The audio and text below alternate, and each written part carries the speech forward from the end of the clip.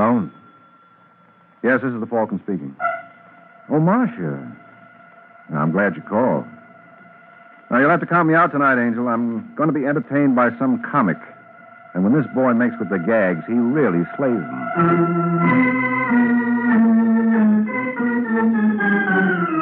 This is Ed Hurley, friends, inviting you on behalf of the Kraft Foods Company to listen to The Adventures of the Falcon, starring Les Damon. You met the Falcon first in his best-selling novels. Then you saw him in his thrilling motion picture series. Now join him on the air when the Falcon solves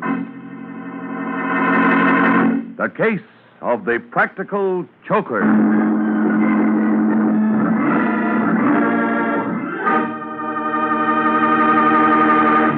Before we join the Falcon for his latest adventure, I'd like to tell you about 9 of the handiest little menu helpers you ever had in your kitchen. They're the 9 famous Kraft cheese spreads, and they really are handy for making snacks and sandwiches, salad toppings, and appetizers. All of the Kraft cheese spreads, the mild-tasting ones and the sharp-tasting ones, too, are delicious. And they're all the very finest quality because they're made by Kraft. So, tomorrow, get several of the 9 famous cheese spreads made by Kraft.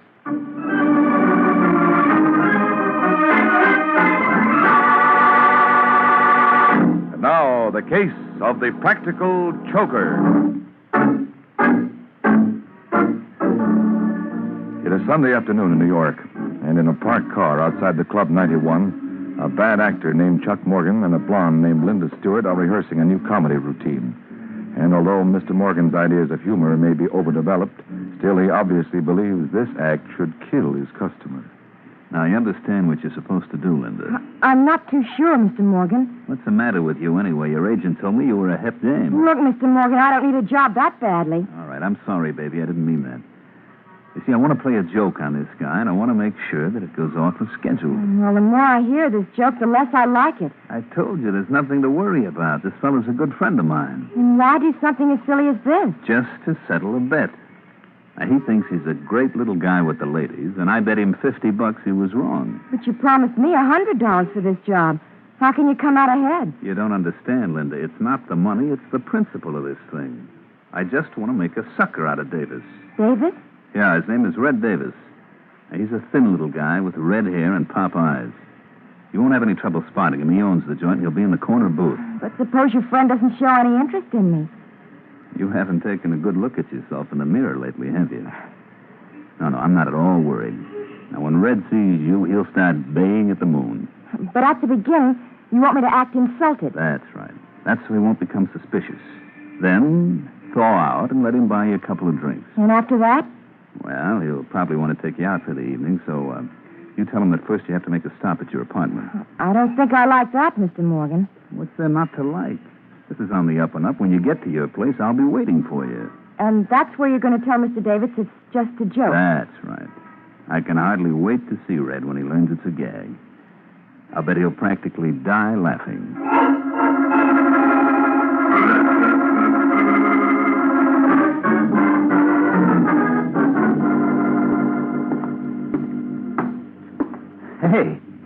Hey, where do you live anyway, Linda? It's just the next floor, Mr. Davis. Oh, cut it out. You promised you were going to call me Red. I'm sorry. Red, do you know a man named...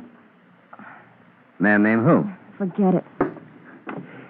You know, I don't get you, Linda. When I first saw you in the club, I immediately said to myself, now there's a dame with class.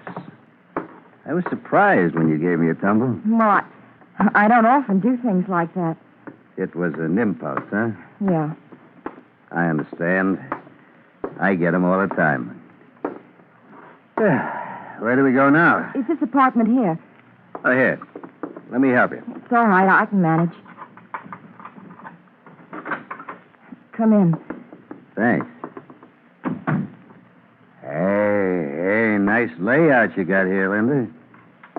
I think I'm going to like this. I wouldn't bet on that, Red. Morgan. Oh, then you do know each other. You dirty little double-crosser. But he told me it was a joke. The joke's over now, honey. You can beat it. Now, see here, Mr. Morgan. I said beat it. Oh, I don't If you're a smart girl, you'll keep your trap closed. Now, go on. Listen, Morgan. Shut up. I don't want any conversation from you, Red. I just want my dough. What dough? Don't play dumb. The 60 grand you owe me on the Robinson fight. Oh, that. What'd you think I was talking about? Well, you see, I'm kind of low, Chuck. I've been running in tough luck lately. From now on, it's going to get worse. You know, all the boys are laughing at me for letting you hang me up. A man in my position can't afford that. It might give other people ideas. Look, Morgan, suppose I pay you a little at a time, huh? What do you call a little? Well, I could give you 10 grand now and the balance Keep next... your hands up. I was just reaching for my wallet. You got that dough on you? Yeah, Okay, let's have it. sure. I was going to give it to you all the time. All right, Morgan. Put 'em up. Put away that gun, Davis. Act your age. Well, Mr. Morgan, who's the joke on now? I guess it's me. And you're not kidding. That's okay, Red. I'll see you again. And I'll lay you odds next time you won't be this lucky.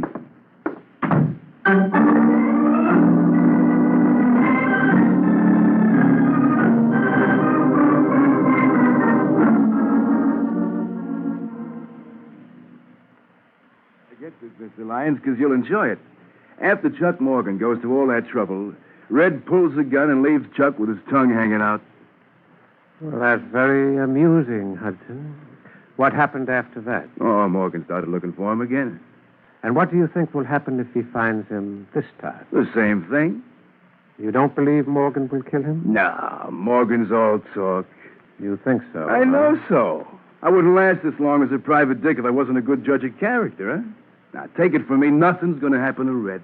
Well, that's too bad, Hudson. It would be worth a lot of money to me if something did. Huh?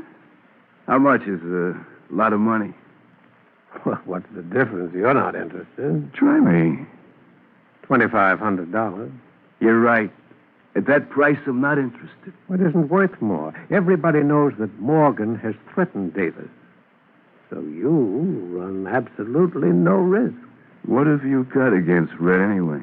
Well, that's none of your business. Either you want the job or you don't. Well, as long as you put it in that basis, Mr. Lyons, let me think it over.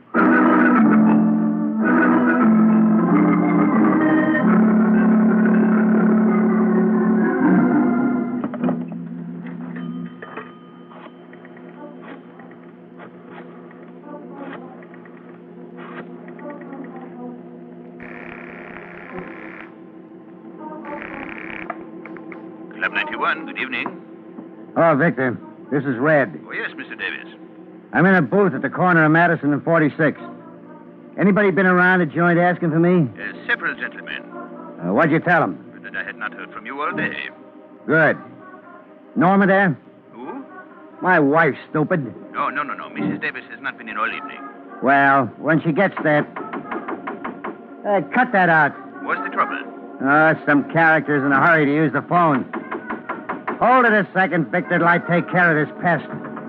Now, listen, you. How would you like a good... Oh, punch. Punch.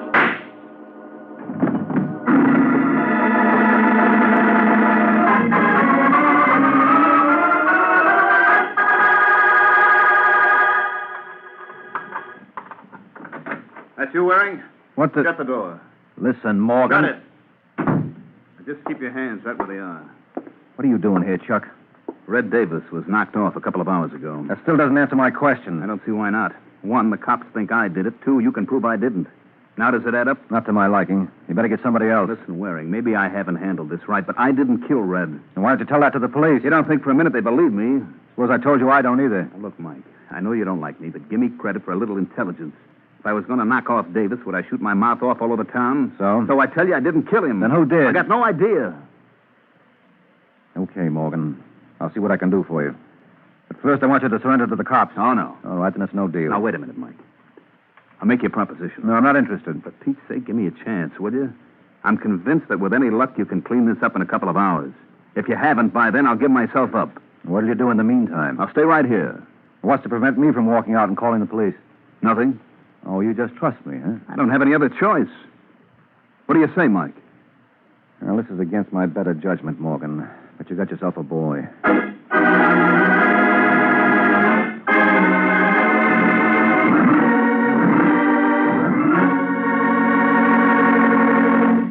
This is Ed Hurley again, friends. This time of year, especially, everybody longs for something just a little bit different to pep up tired winter menus.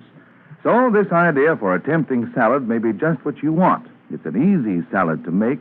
You just take a good-sized green pepper, scoop out the center, and stuff the pepper with Kraft's delicious olive pimento cheese spread. Then chill, slice into pinwheels, and serve each slice on a crispy lettuce leaf. Mmm. Oh, what wonderful eating. Kraft olive pimento is an extra delicious cheese spread, filled with juicy bits of red pimentos and fine green olives.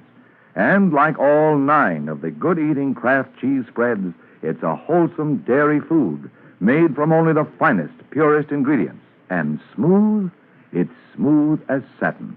Spreads perfectly for sandwiches and snacks. Try Smoke Hell and Kraft cheese and bacon spread, and all of the 9 Kraft cheese spreads. Look for them in gay, colorful, tulip-designed drinking glasses. Collect a whole set while you're enjoying these delicious spreads. You know, Kraft cheese spreads are so delicious, they're America's favorites. So be sure you get the cheese spreads made by Kraft.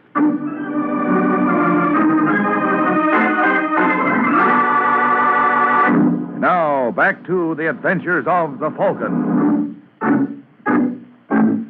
20 minutes have passed since Mike Waring agreed to go to work for Chuck Morgan. And now, as we find Mike, he's about to earn his fee. Yes, Mrs. Norma Davis, that's right. my name is Mike Waring. I'm sorry to bother you at a time like this, but I'd like to ask you some questions about your husband. But I've told the police everything I know. Well, I'm working on a different angle. Come in. Thank you. What do you want to know? Mrs. Davis, have you any ideas who might have killed Red? Yes, Chuck Morgan. I mean, besides Morgan. No. Red didn't have an enemy in the world. Now, you know that's not true, Mrs. Davis. Your husband wasn't exactly the most popular citizen in New York. How dare you say that to me? Well, I only... I won't have you talk that way about him. I'm tired of these insinuations. How do you know what kind of man Paul was? Well, I'm sorry. You're sorry. Go on, get out. Mrs. Davis, look, all I don't want to hear any more about it. Now leave me alone. Permit me to congratulate you, Mrs. Davis. That was a marvelous performance. Why, thank you, Mr. Lyons. You think I convinced him I was a broken-hearted widow? How could you help it when you practically convinced me? Come here, darling, and let me console you.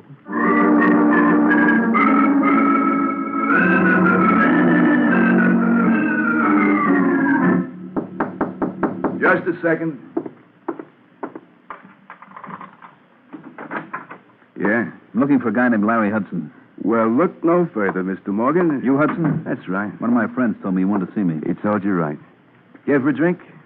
Yeah, I could stand one. Help yourself. Bar's in the corner. Pour me one while you're at it. You're in a bad spot, Chuck. You bring me up here to tell me that? Yeah. Yeah, you see, I know who killed Red Davis. What? You heard me. Oh, that one mine? Yeah. Thanks. Say, how you fix for cash? What do you mean? Well, I got a lot of information to sell. It's going to the highest bidder. You mean you can clear me? I'm not doing any more talking until I see the color of your dough. How do I know you got merchandise? I'll give you a sample. Did you know the Davis's wife was two-timing him? With whom? Oh, no, that's all you get free. But you can use this kind of stuff, can't you? Listen, Hudson, I want you to talk to Waring. Oh? Mike Waring, the Falcon. He's working for me. Are you kidding? No. Will you talk to him? Sure. Providing I can make a buck. I'll take care of you. I'm going back to Waring's apartment.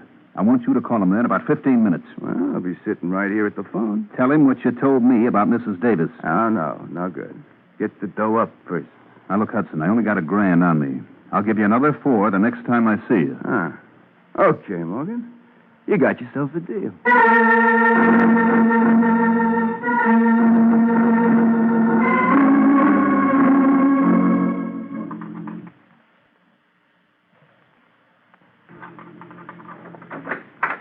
Morgan?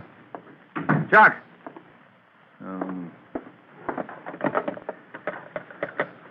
Hello, desk. This is Mr. Waring. There was a man waiting in my apartment. By any chance did you... Never mind. Come in. Hello, Mike. I'm just asking for you, Morgan. Where the devil have you been? Out. That tells me a lot. I thought you agreed to stay right here. I know, but I had to see somebody. Who? Suppose you tell me what you found out first. Well, not very much. Every lead I explored came back to you. Did you see Mrs. Davis? Just for a few minutes. What'd you think of her? She seemed all broken up over her husband's murder. She was kidding you. What makes you think so? Because I've been doing a little checking on my own. She's been holding hands with some guy who wasn't her husband. Where'd you get that from? Private dick named Larry Hudson. Oh, that lying thief. I don't care what he is, Mike. He's got the evidence to clear me. Who did he say killed Davis? He wouldn't tell me, but I made him promise to talk to you. We should be calling you any minute. Listen, Morgan, I wouldn't trust that guy on a stack of Bibles. What'd you give him? Give him Yes, a guy like Hudson doesn't talk for free. How much you promise him? $5,000. Well, you better save your money. But I tell you, he can clear me. There, that's probably him now. Hello. That's you wearing? That's right, Hudson. I take it then you've talked to Morgan. Yeah. Well, what do you think? What I think is unimportant. Morgan tells me you can clear him. Sure. For a price. Well, for my part, I'm not interested. You got to talk to him, Mike. I don't like it, Morgan. Neither do I, but if this guy can save my Well, neck... make up your minds, boys. They ain't got all week. Okay, Hudson. We'll be over in an hour.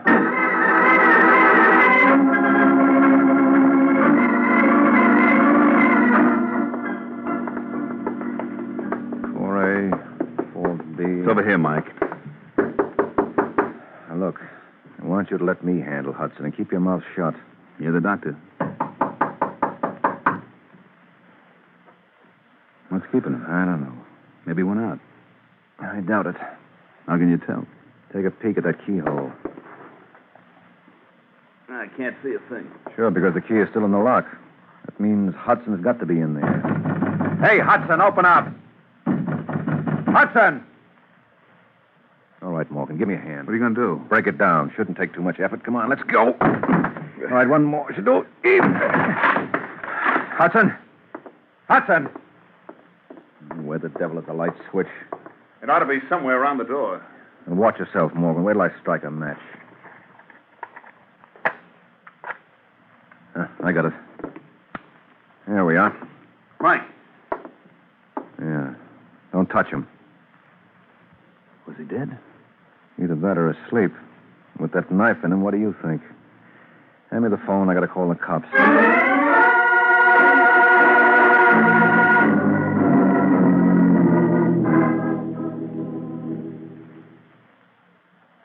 A nice piece of work, Mike. A very nice piece of work. All right, Morgan, let's go. Now, hold it, Corbett. He's not the reason I called you. I know, but I'm not complaining. I told you not to call him, Mike. Yeah, I'm beginning to think you're right, Morgan. For the same dime, I could have phoned someone with brains. What kind of a crack is that?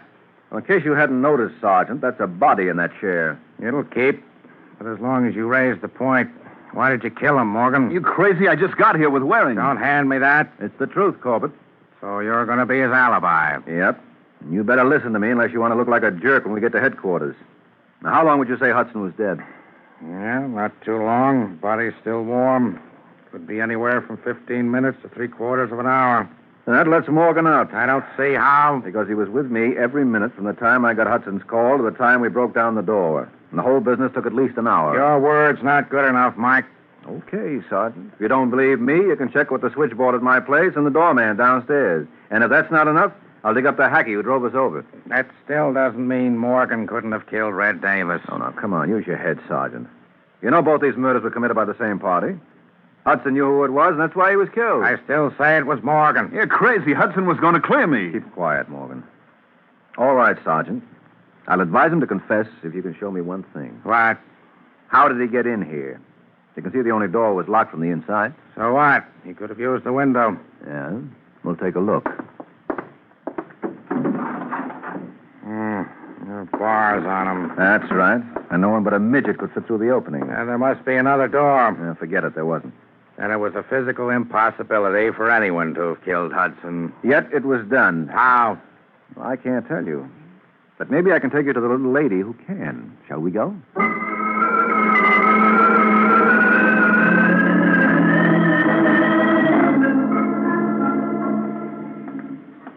Listen, Mike, if the DA ever finds out I let Morgan go, he'll have... Wait a minute. Huh? Isn't this where Red Davis lived? That's right, Sergeant. Well, you can't bother his wife now. Why not? Because her husband was just murdered. Oh, well, she may surprise you with what she knows about it. Morgan told me that she was being romanced by some character. Oh. I don't know. And apparently neither did Red. If you ask me, Sergeant, Yes? Hello, Mrs. Davis. Remember me? Not too pleasantly. May we come in? I'm sorry, Mr. Waring. I'm busy. Oh, well, this gentleman would like to ask you a couple of questions. This gentleman means nothing in my young life. Well, now you never can tell. He's a sergeant in the New York Police Department's Homicide Division. Oh. Mm-hmm. Well, it's just that the house is in such a mess. Well, we promise not to stare. Who was it, Norma? Norma. I think you're being paged, Angel. It's nothing, Raymond. Oh, for a moment, darling, I was... Oh. Hello, Mr. Lyons, Raymond Lyons. Listen, Sergeant, I can explain everything. Sure, but suppose we do it downtown. Downtown? Yes, it's customary, Mrs. Davis, when the police are questioning suspects. But we did absolutely nothing. Nothing but murder your husband and the man named Larry Hudson. That's a lie. You deny that you and Lyons are busy in the romance department behind your husband's back? Yes.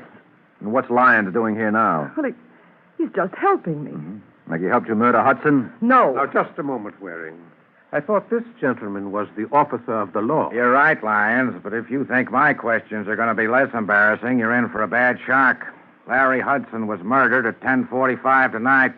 Where were you at that time? I was with Norma. That's right. Well, now, that's what I call a wonderful alibi, Sergeant. Too bad there wasn't anyone else around to substantiate it. Oh, but there was, Mr. Waring. A justice of the peace named Smith over in Jersey. I think he might recall us. Why should he? Because I gave him $100 to perform the marriage ceremony that made Norma here Mrs. Lyons. I guess he should remember that, don't you?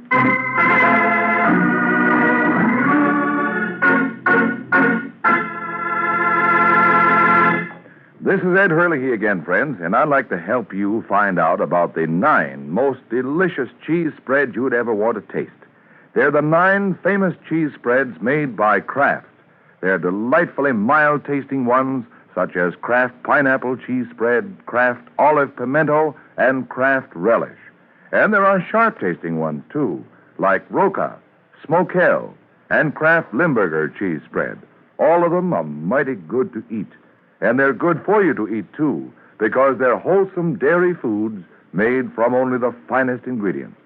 For quick, easy snacks and sandwiches, keep your refrigerator stocked with several of the 9 delicious Kraft cheese spreads.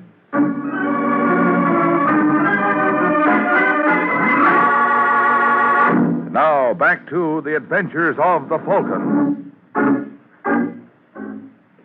A half hour has passed since Norma Davis and Raymond Lyons punctured Mike's theory by coming up with an unbreakable alibi. And now as Mike drives home with Sergeant Corbett, he still refuses to accept the obvious. Doesn't make sense, Corbett. I tell you, it doesn't make sense. Hey, will you watch where you're driving? Something screwy about that marriage. You saw the license? Well, doesn't it strike you as strange that within 12 hours after her husband is murdered, Mrs. Davis marries another man? Of course it does. There's no law against it. No, but an alibi like that must have a hole in it. Yeah, you show me where. After you do that, show me how either Mrs. Davis or Lyons could have murdered Hudson. If it was a physical impossibility for Morgan to kill him, it applies to them, too. Oh, hold everything. What's the matter? Oh, what a chump I've been. Well, they say confession is good for the soul. I tell you, I've got the answer to the whole thing, Sergeant. That on the level? Yes. I know now who killed Hudson. And with the help of Chuck Morgan, I'm going to prove it.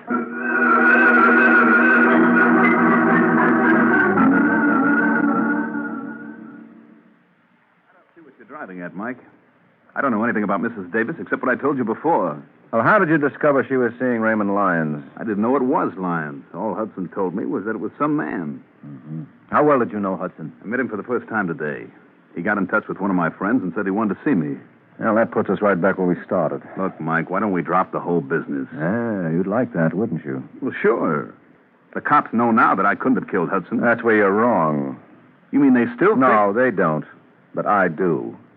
What are you babbling about? Morgan, I know how you managed it. Do you? Yes, and it was pretty clever. I can't blame myself for not seeing it sooner. No wonder you insisted I go up and see Hudson. I'm still waiting to hear you explain how I killed him. Well, I'm saving that for the cops. Ah, don't kid yourself, Mike. You've done all the talking you're going to. All right, put away the gun, Morgan. You don't think I'd be sucker enough to come here alone? Funny, I don't see anyone around. You're not looking in the right places. What? Get down, Mike. I'm warning you, Morgan. You better throw your gun in the middle of the room. You want it, Sergeant? Come here. Watch it, Mike. He may be acting. With that hole in his forehead, Corbett, it doesn't call for much ability. Think you better phone the coroner.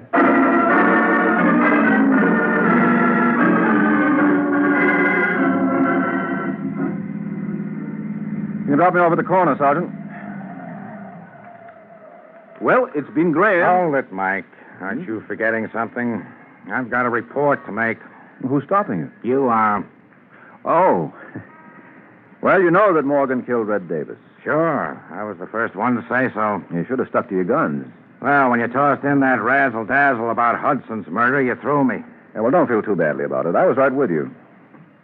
Of course, I'm reconstructing now, but this is what must have happened. Lyons tried to hire Hudson to bump Red. Hudson said he'd think it over. When Red was killed, Hudson knew immediately that if he hadn't done it, Morgan must have. I don't see how that follows. It could have been Lyons. If Lyons were willing to do the job, why did he approach Hudson in the first place? No, it had to be Morgan.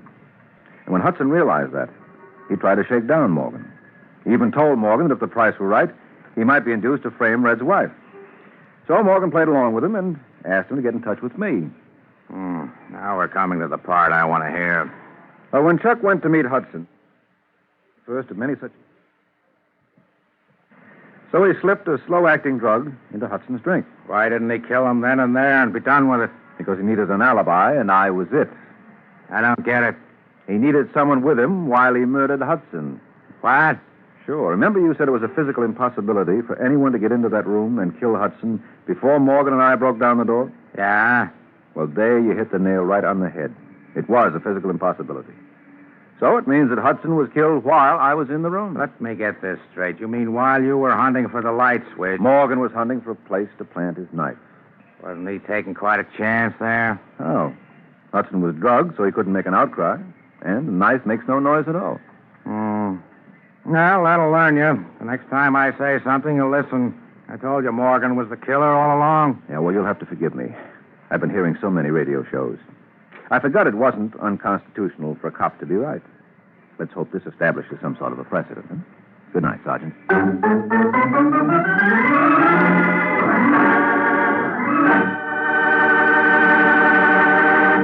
It's wonderful as a spread, delicious as a seasoning, superb as a flavor shortening. It's Parquet Margarine, that marvelous all-purpose margarine made by Kraft.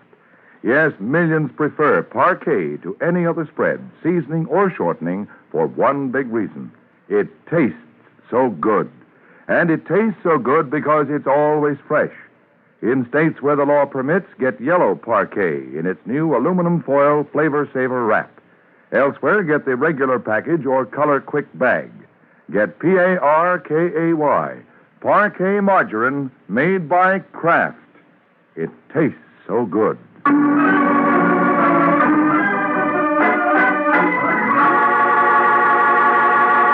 The Case of the Gangster's Girl.